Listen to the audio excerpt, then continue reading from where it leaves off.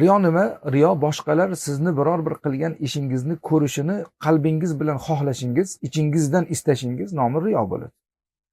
Yoki biror bir amalni qilib, shu qilgan amalini boshqalarga ko'rsin, boshqalar bilsin deb qilinadigan amalni nomini riyo deyiladi.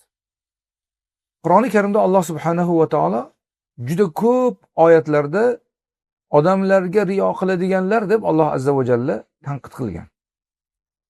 Araytallazi surasida ham alohida shunga urg'u bergan Alloh taolo.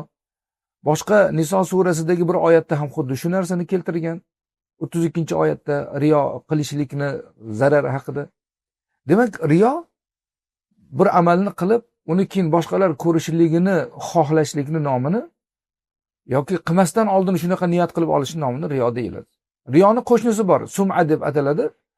Endi bunda riyo bilan ikkalasining farqi shuki, riyoda odamlarning ko'zi tushib, nazari tushishlikni iroda qilinsa, sum'ada bir amalni qilib, u amalni boshqalar eshitsa-ku, hammani qulog'iga yetib borsa-ku deb orzu qilishlik nomini sum'a deyiladi. Bu ikkisi ham shariat nuqtai nazaridan harom amal hisoblanadi. Qaysi bir amalga, xolis Alloh uchun qilinadigan ibodatlarga, amallarga riyo yoki sum'a aralashsa, u amallarni habata bo'lishligi aniq bo'ladi.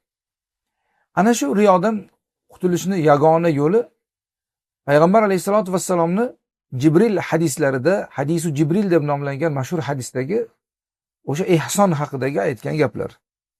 Al-ihsanu an ta'budalloha ka'annaka tarahu fa in lam takun tarahu fa innahu yarak.